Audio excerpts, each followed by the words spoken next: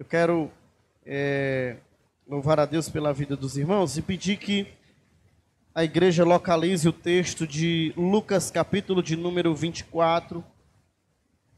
Nós vamos ler a partir do versículo de número 31.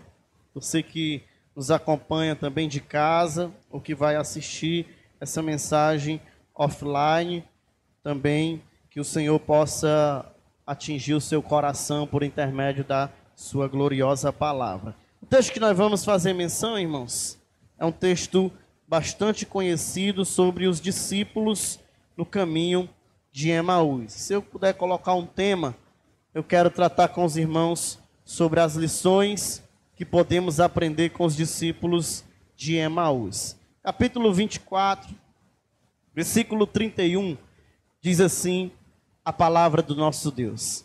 Então os olhos deles se abriram e eles reconheceram Jesus, mas ele desapareceu da presença deles. E disseram um ao outro: não é verdade que o coração nos ardia no peito quando ele nos falava pelo caminho, quando nos explicava as Escrituras? Verso 33. E na mesma hora, levantando-se, voltaram para Jerusalém, onde acharam reunido os 11 e outros com eles, os quais diziam: de fato, o Senhor ressuscitou e já apareceu a Simão. Vamos ler junto o verso 35, irmãos, no 3? 1, 2, 3. Então os dois contaram o que lhe tinha acontecido no caminho e como tinham reconhecido o Senhor no partir do pão. Podem sentar, em nome de Jesus. Tenho certeza que Deus tem algo, irmãos, a falar em nossos corações por intermédio da sua santa e poderosa palavra. Meus irmãos, todos nós sabemos, e eu não sei se o Ricardo consegue, não vou, pode deixar a NA mesmo, porque a minha NVI ela é um pouco diferente da que está aí, tá certo? Eu acredito, irmãos, que todos os irmãos, em algum momento, já pararam para refletir sobre os discípulos que caminhavam ali no caminho daquela cidade, daquele povoado chamado Emaús. Esse texto, irmãos, ele é um texto revelador, ele é um texto que traz muita coisa ao nosso coração, ele traz inúmeras reflexões para a nossa vida. E eu tenho certeza que tantos irmãos que estão aqui nessa noite, como aqueles que cultuam ao Senhor de casa, que podem acompanhar a palavra do Senhor de casa, de alguma forma, em algum momento já foram visitados pela palavra de Deus, quando leram os discípulos caminhando na direção ali de Emaús. É certo, irmãos, como diz a palavra de Deus, que Jerusalém sempre foi aquele local chamado de lugar de adoração. Jerusalém sempre foi aquele lugar onde, principalmente nessa época, nesses períodos aqui em que o texto está citado, as pessoas se reuniam e elas se dirigiam até a cidade de Jerusalém, né? Ali muitos peregrinos se encontravam naquela cidade, eles iam até a cidade de Jerusalém, para que eles pudessem, irmãos, adorar a Deus, para que eles pudessem estar em comunhão com o Senhor, lembrando que ali estavam, irmãos, os grandes centros, os grandes locais de adoração do povo antigo. Então, nessa época em que nós estamos lendo esse texto, irmãos, não é muito diferente. Claro que eu quero refletir com os irmãos ainda a partir do versículo de número 13, mas é importante, a guisa de introdução, a gente entender que nesse primeiro momento, Israel ali está sempre reunida ali aos arredores de Jerusalém para cultuar o Senhor, para adorar ao Senhor. E os discípulos de Emaús, irmãos, nesse curto período de tempo que é narrado aqui no capítulo de número 24, a partir do versículo de número 13, eles conseguem, irmãos, oferecer para nós inúmeras lições que eu acredito, irmãos, que são extremamente importantes para a nossa reflexão. Lições que falam a respeito, meus irmãos, da nossa jornada de fé, da nossa conduta de fé. Lições que podem agregar, irmãos, principalmente no que diz respeito a um assunto chamado perseverança na fé.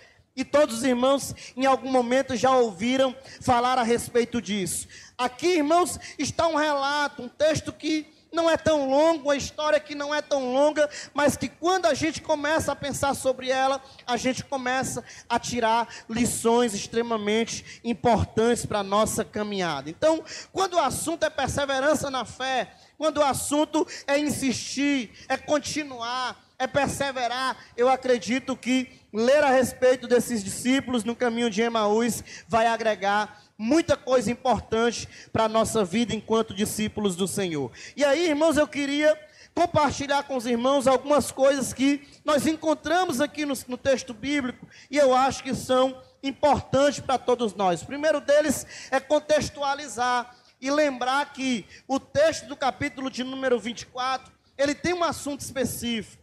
Aqui, Lucas está narrando, irmãos, um assunto que para muitos naquela época era um assunto controverso. Lucas está falando e Jesus está pontuando aqui a sua ressurreição. O texto, desde o versículo de número 1, fala que logo no domingo, o domingo da ressurreição do Senhor, de manhã, muito cedo, as mulheres, irmãos, elas já se levantaram, elas se conduziram já ao sepulcro ali, onde estava o corpo de Jesus, já levaram aquelas especiarias, e diz o texto sagrado, irmãos, que quando elas vão ali preparadas com aqueles aromas, elas se dirigem até aquele local, elas não encontram o corpo do Senhor. Quando lemos, irmãos, aí o versículo de número 2, o texto diz que elas encontraram ali removida a pedra que tapava a porta daquele sepulcro, né? Conforme o texto consta na tela para os irmãos acompanhar. Elas encontraram a pedra do sepulcro removida. Isso era muito grave, irmãos. Falar a respeito da ressurreição de Jesus era algo extremamente difícil naquela época. Primeiro porque as pessoas não acreditavam. Ontem eu até brincava com as irmãs ali que as mulheres, irmãos, do tempo de Jesus, elas não tinham tanta credibilidade. Uma mulher não poderia se levantar para falar, para testificar alguma coisa. Ela não podia ser levada para servir de testemunho. O testemunho da mulher era algo extremamente deixado de lado naquela época. E por incrível que pareça, são as mulheres que vão até o sepulcro de Jesus e ali elas descobrem que o corpo de Jesus já não está mais ali naquele lugar. Por isso, irmãos, elas ficam perplexas, como vai dizer aí o versículo de número 4, sem saber o que vão fazer agora da vida, porque o corpo do Senhor desapareceu daquele lugar. Aconteceu que, perplexa a esse respeito, apareceram-lhe ali 2 anjos com roupas resplandecentes, e diz o versículo de número 5 que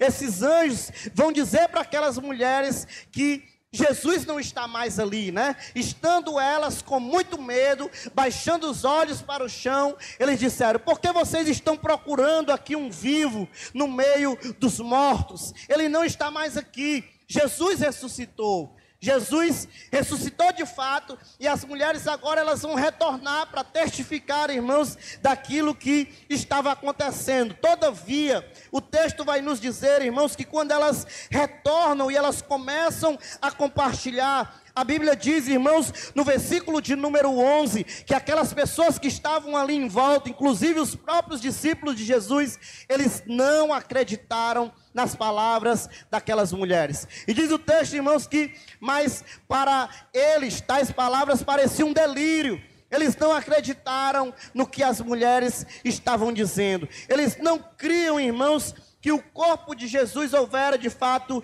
desaparecido, não porque levaram o corpo, mas porque o Senhor havia ali desaparecido, havia ressuscitado de fato, agora estava novamente entre os homens. E aqui, irmãos, que nós fechamos esse princípio introdutório e já refletimos sobre aquilo que eu queria pensar com os irmãos, e já penso aqui a partir do versículo de número 16, que eu queria já compartilhar com os irmãos. Olha o que diz, irmãos, o versículo de número 16. O texto diz: mas os olhos deles foram impedidos.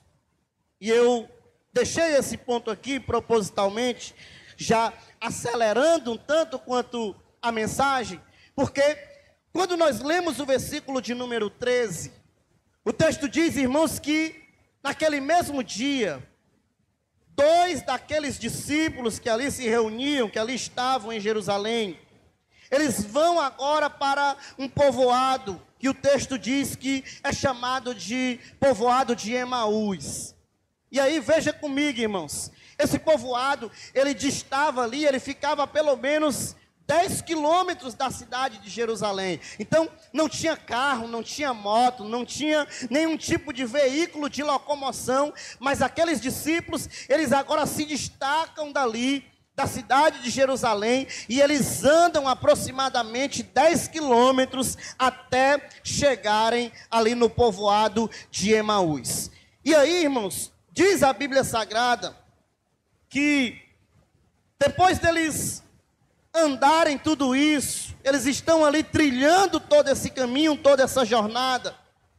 Diz o versículo de número 14 que no caminho eles iam conversando a respeito de tudo que havia acontecido ali na circunvizinhança de Jerusalém.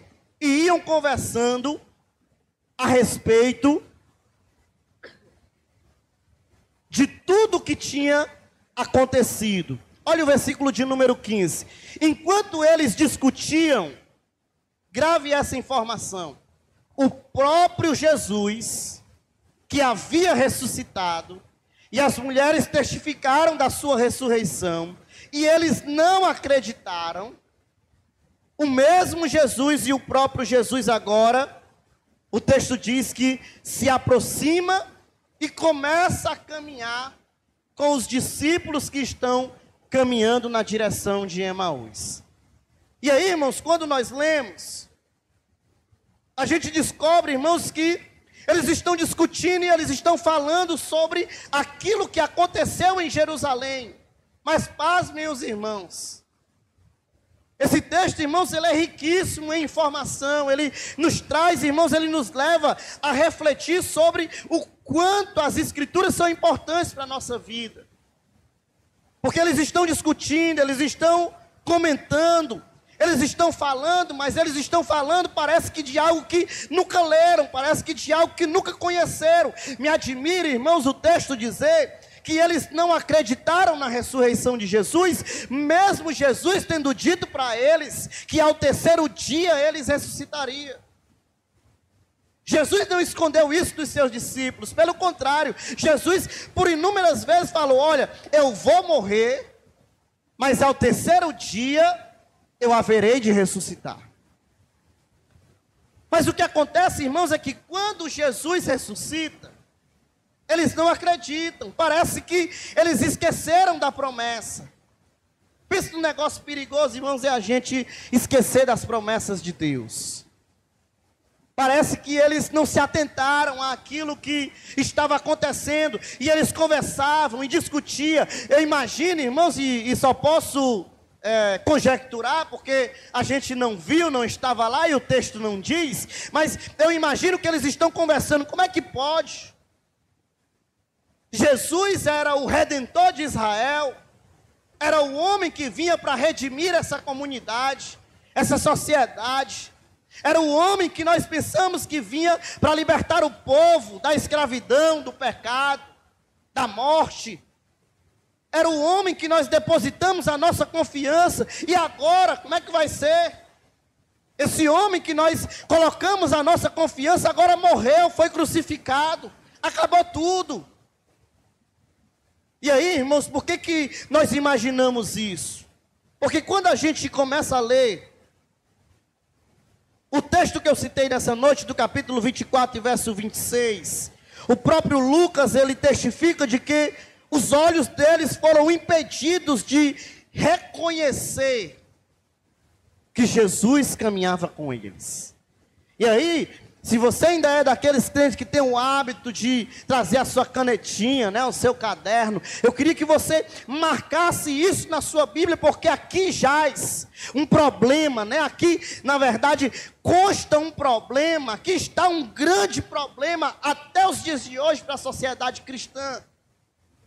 O texto é muito claro, porém, os olhos deles estavam como que impedidos de reconhecer. A NVI diz, os olhos deles estavam ou foram impedidos de reconhecer que Jesus estava com ele. E aí, eu queria parafrasear isso e pontuar dizendo que um dos grandes perigos da igreja do século 21 chama-se cegueira espiritual. Guarde isso. Pense num problema sério, perigoso, que mata, que afasta. Pense num problema sério, irmãos, é um negócio chamado de cegueira espiritual.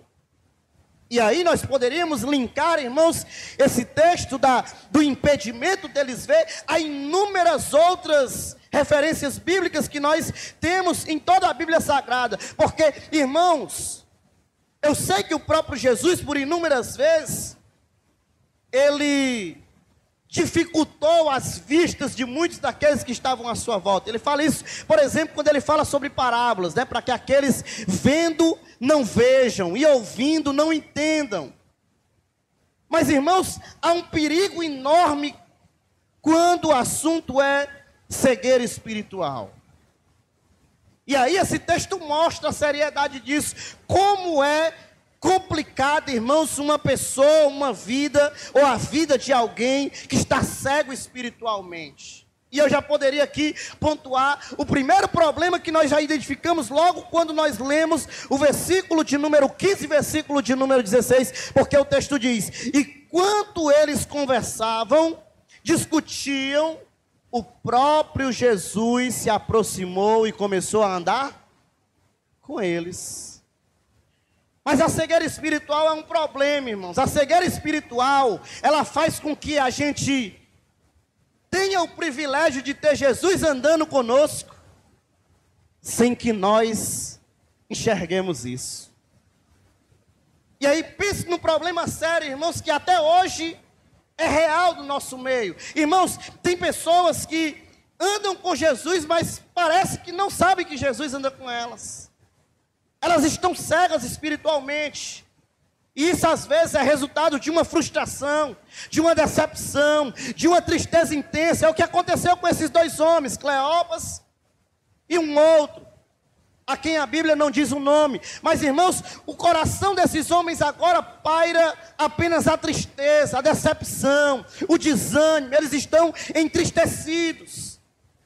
E aí, irmãos, eu tenho um texto na minha cabeça sempre que eu leio isso, porque a Bíblia diz, e o Deus desse século cegou o entendimento dos incrédulos, para que sobre eles não resplandecesse a glória de Deus.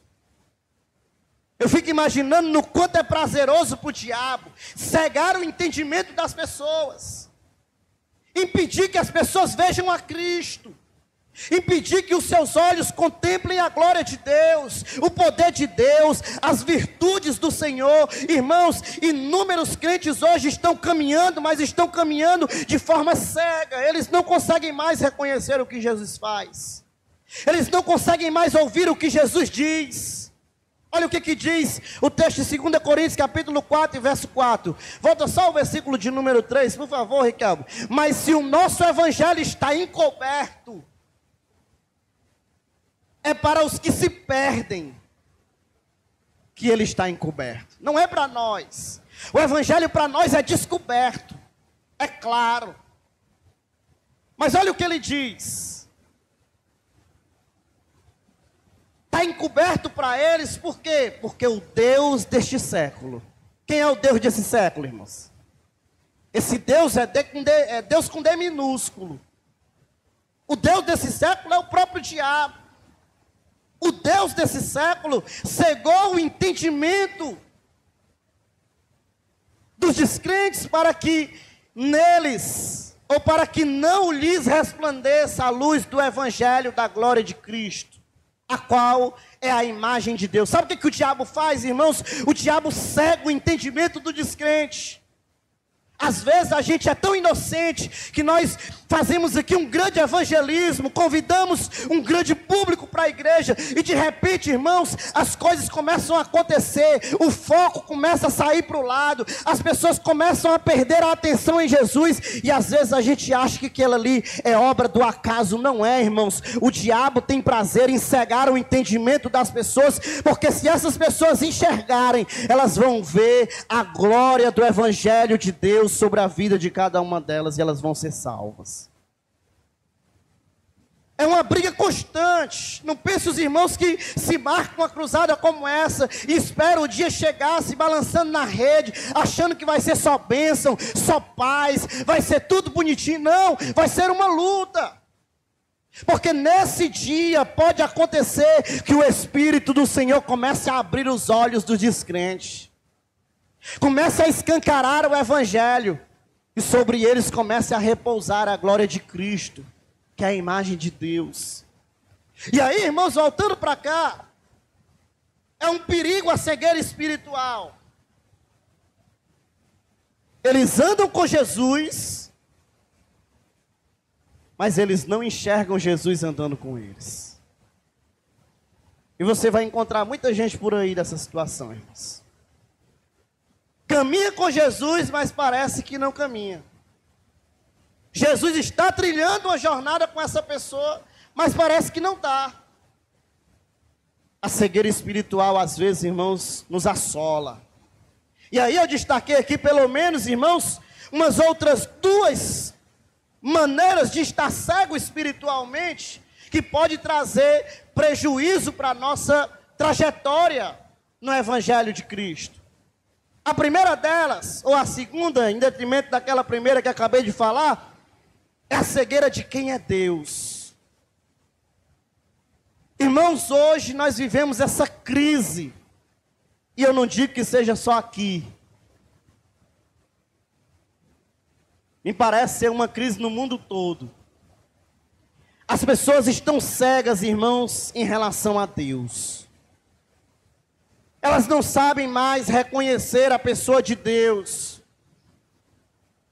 E talvez por isso você encontre por aí tanta gente, irmãos, zombando, brincando abertamente, fazendo piada.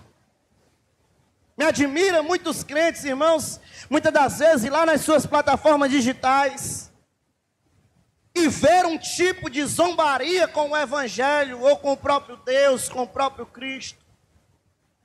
E de repente, ir lá, colocar aquele joinha, aquele coração, como se aquilo fosse a coisa mais normal do mundo. Chega uma época dessa de carnaval, tudo que a gente mais encontra são as pessoas zombando, irmãos de Deus. Elas estão cegas em relação a Deus. Elas não conseguem mais separar o divino do profano. Elas não conseguem mais fazer separação, irmãos, daquilo que é divino e daquilo que não é. Elas zombam. Hoje você entra na internet, irmãos, e o que você mais encontra são as pessoas zombando da igreja, zombando dos cristãos, zombando de Jesus, zombando da pessoa de Deus. Elas estão cegas espiritualmente. Um outro tipo de cegueira, irmãos, que eu queria compartilhar isso com base na mensagem de quinta-feira passada, é a cegueira em relação ao pecado. E aí, quinta-feira passada, eu trouxe aqui inúmeras ênfases sobre aqueles textos que abordam palavras como aquelas que foram citadas. Aquele que está de pé, por exemplo, cuide para não cair. Cuidado para que não caia. Expliquei aqui, irmão, sobre o perigo, né? Um gesto assim até um tanto quanto fora do padrão, para os irmãos entenderem. Talvez uns 2 ou 3 tenham se escandalizado, né? Porque eu fiz lá uma batidinha na mão. É porque os irmãos não sabem como é na vida de alguns crentes, irmãos. É muito pior do que isso. É porque é escondido. É fora do ambiente da igreja. Mas acontece todo dia. E aí, sabe o que me preocupa, irmãos? É que quando o assunto é pecado, por exemplo, pensa numa coisa valiosa para o diabo, é a cegueira espiritual em relação ao pecado. E aí eu queria destacar duas coisas. Sabe por que Jesus, ele se preocupa tanto com a queda dos crentes? Por que ele nos manda vigiar? Por que aquele que está de pé cuide para não cair? Por que aquele que, como diz Romanos capítulo de número 6, eu fiz questão de, inclusive, destacar aqui Romanos 6,16, se o Ricardo puder colocar para a nossa reflexão. Olha o que Paulo diz quando ele cita Romanos 6,16. Será que vocês não sabem que ao se oferecerem como servos para a obediência, vocês são servos daquele a quem obedecem? Seja do pecado que leva à morte, ou da obediência que conduz à justiça. Deixa eu explicar um negócio aqui que a gente precisa voltar a falar com relação ao pecado. Irmãos, o pecado já não é mais só aquela coisinha simples que a gente diz assim: ah, pecou, se levanta, continua. É só você dizer que está tudo bem e continuar. Mas deixa eu reler esse texto para você nessa noite. Sabe por que Jesus, ele se preocupa tanto para eu e você não ceder ao pecado? Por isso, cuidado com o pecado. Porque o pecado, irmãos, é pior do que o câncer. Ele vai matando, matando, matando. E veja o que Paulo está dizendo. Será que vocês não sabem? Será que nós não sabemos? Que quando eu me submeto ao pecado, sabe o que eu estou dizendo para ele? A partir de hoje, pecado, seja o que for, do pequeno ao grande pecado. Porque não tem pecadinho nem pecadão. Tudo é um pecado só. Quando você se entrega ao pecado, você está dizendo para aquele pecado a seguinte frase: a partir de hoje, eu me permito ser escravizado por você. Você agora passa a ser o meu Senhor. E é você agora que manda. O texto de Paulo deixa isso claro. Será que vocês não sabem que quando vocês oferecem a vida de vocês como servos para obedecer ao pecado, vocês não se tornam servos, e os servos aqui no grego é escravos. Vocês se tornam escravos daquele a quem vocês estão obedecendo. Se você obedece a Deus, você é escravo de Deus, é servo de Deus. Mas quando você cede ao pecado, você é escravo do pecado. E aí eu queria deixar aqui uma dica, inclusive para aqueles irmãos que às vezes não entendem. Pastor, por que o fulano, ele tropeçou no pecado, aí ele se levanta e diz: nunca mais eu caio nesse pecado. E amanhã ele está caindo de novo. Porque uma vez escravizado pelo pecado, você não tem autonomia para chegar e dizer: a partir de hoje não faço mais. Agora não, quem manda em você é Ele. É Ele que diz: que história é essa que não vai fazer? Vai fazer sim. Você é escravizado. Até o dia que Jesus realmente encontrar arrependimento na sua vida e quebrar esse mal sobre você. Aí sim você está liberto. É por isso, irmãos, que a Bíblia diz, acho que João, irmãos, me ajudem aí. Olha o que a Bíblia deixa claro: se vocês conhecerem a verdade vos libertará. João 8:32. Mas quando ele chega lá no 36, olha o que ele diz: se o Filho vos libertar, verdadeiramente vocês serão. Se não for o Filho que liberte, meu amigo, você pode fazer o que você quiser. Você pode ir para onde quiser. Você pode fazer o que precisar fazer. Você pode tentar se desvencilhar do pecado do jeito que quiser. O pecado vai estar olhando para você e dizendo: eu te segurei, meu amigo. Você se entregou a mim, agora eu sou seu Senhor. É eu que dito as regras. É eu que mando. E aí é onde, irmãos, nós precisamos nos preocupar com a escravidão do pecado. Por isso que Jesus, ele nos orienta: cuidado, não ceda, porque vocês saem do meu senhorio e agora passam a estar debaixo do senhorio do pecado. E aí, irmãos, quando nós tempo não nos ajuda, né? Mas olha o que o texto diz a respeito disso.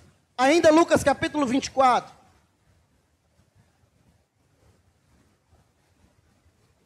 Veja comigo. Já no ponto 2. Olha o que diz. Para a gente refletir. Eu deixei aqui no ponto 2, irmãos. O problema de... Vou ler do jeitinho que está ali. Quando o que falamos revela o que não conhecemos. Guarde isso, marque aí na sua Bíblia. Lucas capítulo 24, versículo de número 17. Olha a pergunta que Jesus vai fazer para os discípulos. Irmãos, existe um grande problema quando aquilo que a gente fala revela o que a gente não conhece. Eu não sei se os irmãos já perceberam. Mas quanto mais a gente fala, mais a gente revela o que sabe e o que não sabe. Há um poder muito grande na fala. Olha como isso aqui é interessante. Olha a pergunta que Jesus vai fazer no versículo 17. E ele lhes perguntou: o que vocês estão conversando? O que vocês estão discutindo pelo caminho? Lembra do que eu disse? Como é que estava o coração daqueles discípulos? E o texto diz: e eles pararam entristecidos. Irmãos, o assunto que era conversado entre aqueles dois discípulos não trazia vida, não trazia alegria, não trazia empolgação, não trazia fé, não trazia esperança, só trazia tristeza. E é por isso que o título desse segundo ponto eu coloco: quando o que falamos revela o que não conhecemos. Eles estão tristes à toa, irmãos. Estão entristecidos por algo que não deveriam estar. Porque, olha o que eu fiz questão de destacar aqui, irmãos. Infelizmente, eles não conheciam as Escrituras, eles não conheciam o assunto daquilo que estava acontecendo. Parece que eles nunca ouviram falar sobre a ressurreição de Jesus. Imagino eu, eles lá conversando: e agora, o que vai ser de nós? Jesus morreu. Faltava alguém para gritar ali e dizer: homem, tu não leu não? Será que tu não ouviu naquele dia que Jesus disse que ele ia morrer, mas ele não ia permanecer morto? Levanta. Continua. E aí, irmãos, aquilo que a gente fala revela aquilo que a gente conhece. Eu fiz questão de deixar aqui a pergunta que Jesus faz. Irmãos, pensa no negócio ruim é quando as nossas conversas elas não estão alinhadas. Ou elas não são interessantes aos ouvidos de Deus. Eu fico imaginando Jesus caminhando com os discípulos e observando o teor daquela conversa. É mais ou menos, irmãos, aquilo que Jesus sente quando ele senta lá na mesa da sua casa para almoçar ou para jantar com você. Que o assunto da mesa é a vida do outro, é a queda do outro. Que os assuntos que você conversa no momento da mesa são assuntos que não trazem nenhum tipo de edificação para a sua vida, para a sua família. São assuntos que, ao invés de trazer o seu filho para Jesus, empurra mais ele para o mundo. Porque quando você senta na mesa, ao invés de você falar da graça, do poder de Deus, da glória de Jesus, você fala mal da sua igreja. Você fala mal das pessoas que estão à sua volta. Você fala das desgraças que acontecem no dia a dia. E aí eu imagino aquela criança olhando e pensando: é eu que quero servir a Deus nessa igreja? É eu que quero participar desse tipo de culto? É o mesmo ambiente, irmãos. Jesus, ele está nos nossos dia a dias. E eu imagino Jesus caminhando com aqueles discípulos e observando o teor da conversa que eles estavam discutindo. E aí, quando Jesus pergunta para eles qual é o assunto que eles estão conversando, o que eles estão discutindo, o texto diz, irmãos, que eles ficam entristecidos. No versículo de número 17. Eles pararam entristecidos, e aí um chamado Cleopas, no versículo de número 18, responde dizendo, agora falando exatamente aquilo que a gente acreditava. Que eles não conheciam as Escrituras, que eles não conheciam o que Jesus falou, que eles não conheciam a realidade do Cristo que haveria de vir, que eles não sabiam nada sobre a ressurreição de Jesus. Cleopas agora responde dizendo, será que você é o único que estava em Jerusalém e você não sabe o que foi que aconteceu nesses últimos dias? Versículo de número 19, veja comigo. Vamos ler juntos aí, irmãos? Para dar uma respirada aqui na goela. Vamos lá no 3. 1, 2, 3.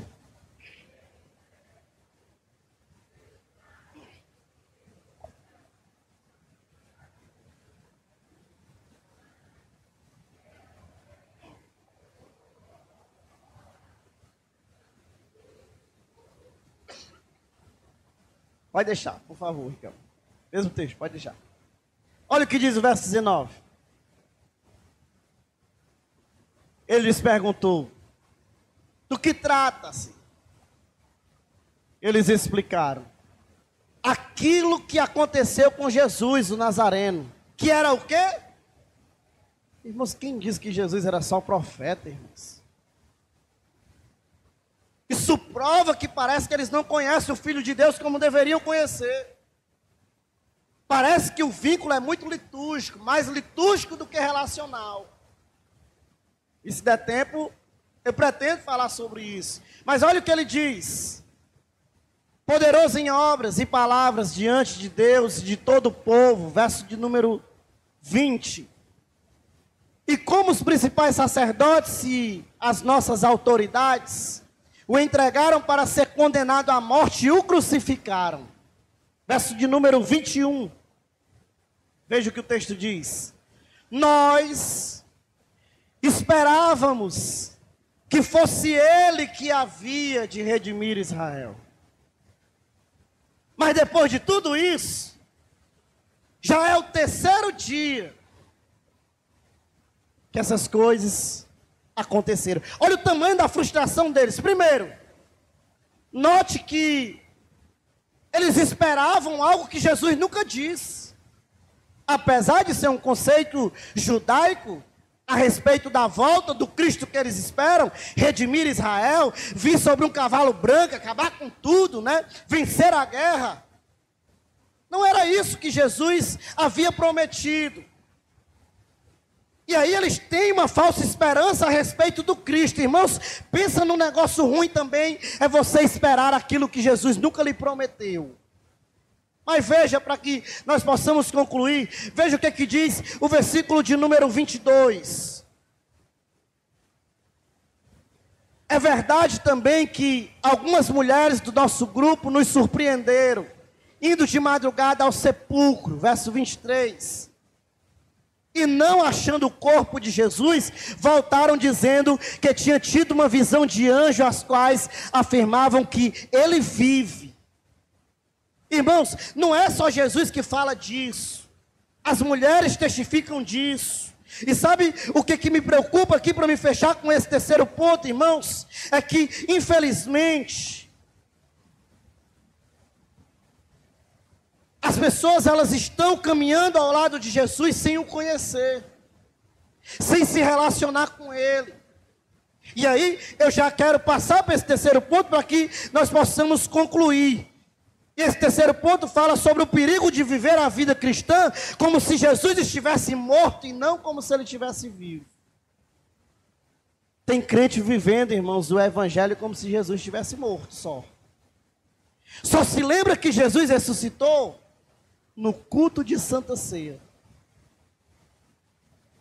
Isso é perigoso. Pense no negócio perigoso. Os discípulos de Emaús, eles começavam e eles estavam tristes porque na cabeça deles Jesus estava apenas morto, não ressurreto. E aqui que paira o perigo. Porque Jesus, irmãos, não é apenas um profeta que veio aqui, que pregou, que revelou um monte de coisa, que inspirou as Escrituras. Jesus é o Cristo de Deus, irmãos, é o nosso Pai. Jesus, enquanto eu e você estamos aqui presentes nessa noite, Ele está aqui no nosso meio, cultuando, sendo adorado, sendo reverenciado. Às vezes nós estamos aqui no culto, parece que Jesus está em outro lugar. A gente tem dificuldade para adorar, a gente tem dificuldade para glorificar o nome dEle. A gente tem dificuldade para reconhecer que Ele é o Deus do lugar, que Ele é o Senhor das nossas vidas. Mas deixa eu dizer para você, Jesus nem está no túmulo, nem está pendurado numa cruz. Jesus, seu corpo não está lá parado ainda em Jerusalém. Jesus está manifestado aqui no nosso lugar, vivo, presente, cumprindo tudo aquilo que escreveu a nosso respeito. Ele é digno de toda a nossa adoração, de todo o nosso louvor. Ele é a quem nós dirigimos o nosso glória a Deus, o nosso aleluia, o louvor que é tocado, a palavra que é pregada. A você que está aí adorando, você que vem partilhar do culto, é a Ele que você adora. Ele vive, irmãos, e nós não podemos viver apenas como se Ele estivesse morto. Talvez você está nos assistindo aí de casa, alguém que está aqui no culto dessa noite, chegou aqui lembrando apenas que Jesus foi um grande homem, morreu pela sua vida, mas eu preciso trazer essa notícia de volta. O Senhor ressuscitou, e quando Ele ressuscitou, Ele venceu a morte a meu respeito e a seu respeito. Ele triunfou para que nós pudéssemos triunfar com Ele. E aí eu concluo, irmãos, já com os últimos versículos, e quem puder dar continuidade, a partir do versículo de número 22, vamos já para o versículo de número 24, por favor. De fato, alguns dos nossos foram ao túmulo e verificaram a exatidão do que as mulheres disseram, mas não o viram. Olha o que diz o versículo de número 25. E ele lhes disse: como vocês custam a entender? Olha o que ele diz: como vocês são insensatos e demoram para crer em tudo que os profetas disseram.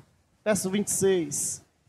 Não é verdade que o Cristo tinha de sofrer, tinha de entrar na sua glória? Veja ainda o verso de número 27. E começando por Moisés. Olha o que faltava, irmãos, para a vida desses discípulos. E começando por Moisés, depois todos os profetas, explicou-lhes o que constava a respeito dele em todas as Escrituras. Apesar de eu não ser muito desse movimento, mas diga para a pessoa que está do seu lado: meu irmão, diga, pode dizer, meu irmão, se você deseja conhecer a Jesus, leia a Bíblia.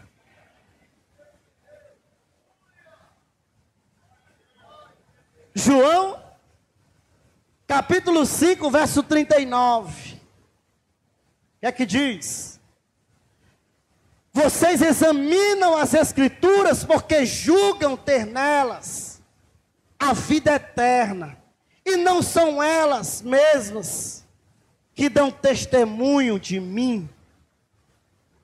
É nas Escrituras, irmãos, que tudo se revela. Pastor, o que faltava para os discípulos de Emaús? Diga assim: Bíblia. Faltava conhecimento das Escrituras. Irmãos, o que abre os olhos do crente é chamado de Escritura Sagrada. O que faz a sua visão se expandir chama-se Bíblia Sagrada. Se você quiser poder, autoridade, ministério, crescimento, tudo isso está aqui no manual chamado Bíblia Sagrada. É Bíblia, irmãos, a vida do crente é Bíblia. Eu não falo só de ler, porque só ler não adianta. Talvez eles até ouviram, mas eles não vivenciaram o prazer das Escrituras. Então Jesus chamou para o discipulado um a um. Começou desde Moisés. O que Moisés disse sobre mim? O que os profetas disseram sobre mim? O que os reis disseram sobre mim? O que as Escrituras inteiras dizem sobre mim? E aí, irmãos, o texto do versículo de número 25 que lemos, deixa isso muito claro. Quando lemos, irmãos, o versículo de número 28, eles estão chegando agora no povoado de Emaús. Quando se aproximavam da aldeia, para onde iam, ele fez menção de passar adiante. É mais ou menos se Jesus tivesse dito assim: tá bom, gente, foi um prazer estar com vocês, estou indo embora, tá certo? Mas eles convenceram a Jesus: não, o senhor não pode ir não, a conversa está tão boa, estou sentindo assim agora o coração queimando. Irmão, isso aqui é tão prazeroso, isso aqui é tão poderoso para a nossa vida. Lembra como é que estava o coração dos discípulos? Corações entristecidos. Os assuntos que eram conversados entristeciam. Mas, irmãos, quando Jesus começou a falar das Escrituras, começou a falar de Moisés, dos profetas, de tudo que estava escrito, começou a se reacender uma chama no coração daqueles dois homens. Deixa eu dizer uma coisa para você que está me ouvindo de casa, para os irmãos que estão aqui nessa noite: quanto mais você se debruça sobre as Escrituras Sagradas, quanto mais você gasta tempo com a palavra de Deus, mais o Senhor aquece o seu coração no Evangelho de Jesus. Mais forte você continua caminhando, mais perseverante você fica. Irmãos, quando nós lemos verso 28, o texto diz: e ao se aproximar do povoado, eles agora insistiram para Jesus ficar. Olha o que diz o verso 29. Mas eles o convenceram a ficar, dizendo: fique conosco, porque é tarde, o dia já está chegando ao fim. E entrou para ficar com eles. Irmãos, um grande pastor uma vez, antes de eu iniciar no ministério pastoral, ele me sentou e ele disse assim: Cláudio, a pregação acontece no púlpito, mas o aconselhamento, o poder do evangelho acontece na mesa. Nunca esqueça disso. É na mesa do aconselhamento, é na mesa do relacionamento, é na mesa que tudo acontece. Quer conhecer uma pessoa, irmãos? Senta na mesa. É por isso que os antigos diziam assim: nunca comer 1 quilo de sal comigo, porque, irmão, comer 1 quilo de sal é comer um bocado de vez junto, viu? É se relacionar através da mesa. E é isso que Jesus faz. Parece que os discípulos conheciam o Jesus litúrgico, mas não conheciam o Jesus da mesa. Porque o texto, irmão, vai deixar muito claro que aquilo que Jesus está falando está aquecendo o coração deles. Quantas vezes, irmão, viram Jesus orando aqui, botando a mão na cabeça do Cleópatra e dizendo: receba avivamento, seja cheio do Espírito Santo? Ele só falou das Escrituras. Quando você quiser conversar com alguém, converse sobre Bíblia, meu irmão, converse sobre as Escrituras Sagradas. Traga alguém para Jesus através das Escrituras. Esqueça muita coisa que estão conversando por aí. Só entristece, não edifica. Mas olha o que vai dizer, irmãos, o versículo de número 29. Mas eles insistiam muito com ele: fique conosco, a noite já está chegando. Daqui a pouquinho vai amanhecer, o senhor vai fazer o que uma hora dessa, andando por aí sozinho? E aí veja o que o texto diz, irmãos. Versículo de número 30. Quando estavam aonde? E aconteceu que quando estavam aonde? Eu vou deixar para você repetir isso para o seu coração. Irmãos, O evangelho se cumpre na mesa. É na mesa que tudo acontece. E aconteceu que quando estavam à mesa, Jesus pegou o pão. Olha que cena linda, irmãos. O abençoou, partiu, entregou para eles. Olha o verso 31. E aí o grande e poderoso milagre aconteceu. Os olhos deles, que estavam fechados, agora se abriram. E eles reconheceram a Jesus. Só que teve um problema. Na hora que eles conheceram a Jesus, Jesus desapareceu da presença deles. Irmãos, isso aqui, pense num texto que choca as nossas vidas. Eu imagino, por isso que eu digo que eles conheciam Jesus litúrgico, porque o que eles reconhecem aqui? Eles só vão descobrir que é Jesus quando Jesus dá graça, porque há alguns teólogos que dizem que só Jesus sabia dar graça como Jesus, ninguém mais sabe. Porque, irmãos, a gente dá graça assim, a gente vai comer e diz assim: Senhor, muito obrigado, viu, pelo pão, em nome de Jesus, amém.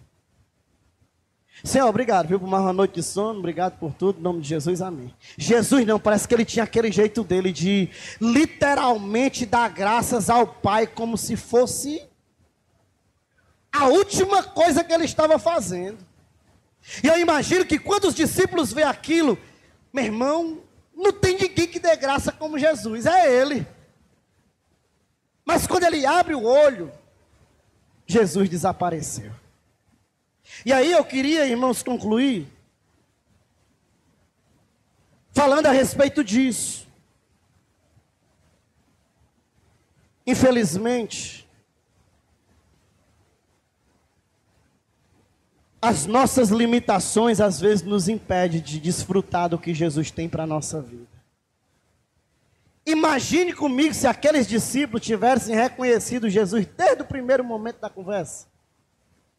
O quanto eles não tinham aprendido, o quanto eles não tinham crescido, o quanto eles não tinham sido visitados pela glória de Deus. Mas agora, para eles só resta uma coisa. Diz o versículo de número 32, olha o que diz o verso 32. E disseram um ao outro. Vamos ficar de pé para nós ler esse texto juntos?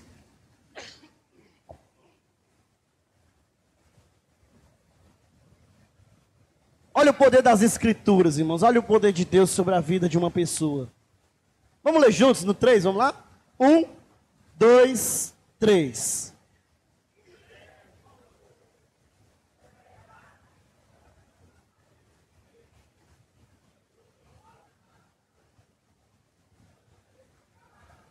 Olha o testemunho. Não é verdade que enquanto ele estava falando das Escrituras, o nosso coração ardia no peito?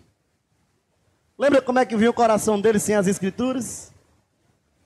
Tristecido, abatidos, cabisbaixos. Mas agora, irmãos, a palavra de Deus aquece o coração dos discípulos. E o grande milagre acontece. Vê o versículo de número 33. Vamos juntos no 3, 1, 2, 3. E na mesma hora,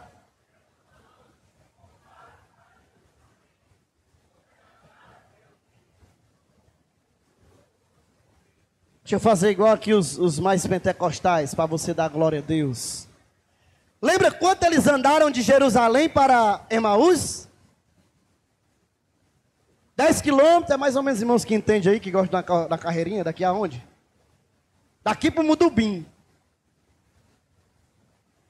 Sem Jesus, eles vêm daqui para o Mudubim, tudo tristecido. Mas agora um poder de Deus ressuscitou a vida daqueles homens.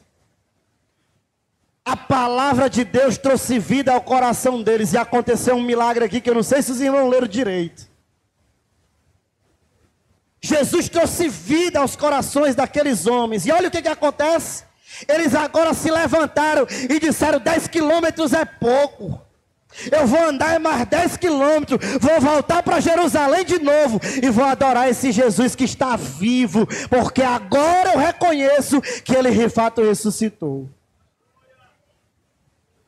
Só quem faz esse milagre aqui é Deus, irmãos, por meio da Escritura. Talvez você chegou aqui fraquinho, na cantiga já do capote. Tô fraco. Mas deixa eu dizer uma coisa para você. Se hoje você escutar as Escrituras sagradas que dá vida ao homem, você vai voltar para Jerusalém com o coração queimando de alegria. E você vai testificar do Senhor. Quem pregou o evangelho em Jerusalém e testificou da ressurreição de Jesus? Todos aqueles homens que estavam lá e esses 2 homens que iam para casa entristecidos. Eu queria lhe desafiar nessa noite. Eu não sei como você chegou aqui, mas nós vamos concluir o culto dessa noite orando por você. Talvez você já desistiu, já vinha pelo caminho contando de todas as tristezas, de todos os fracassos. Só o arrependimento, só o reconhecimento do poder de Deus pode trazer você de volta para Jerusalém. Se tiver alguém que precisa de reconciliação, corra para cá em nome de Jesus, que nós vamos orar pela sua vida. Se todo mundo está em paz com o santo, vamos concluir orando em nome do Senhor. Diácono Evandro, orando pelas nossas vidas. Se tiver aniversariantes, já venham para cá, né? Temos ali a irmã Terezinha, completou mais um ano de vida. A Léa completou mais um ano de vida. Os irmãos podem vir para cá que nós vamos orar pela vida das nossas irmãs, agradecendo ao Senhor por tudo que Ele já nos fez neste lugar. Quantos estão felizes nessa noite, irmãos, pela palavra de Deus? Quantos estão cumprindo o propósitozinho da leitura da palavra de Deus? Levante a mão assim. Só aqueles que pegaram aquele papel e estão lendo, faça assim. Glória a Deus. Seu coração vai continuar ardendo na presença do Senhor. Vamos orar em nome de Jesus? Glória a Deus. Saúde os meus irmãos com a paz do Senhor. Amém? Glória a Deus. Vamos orar em nome de Jesus.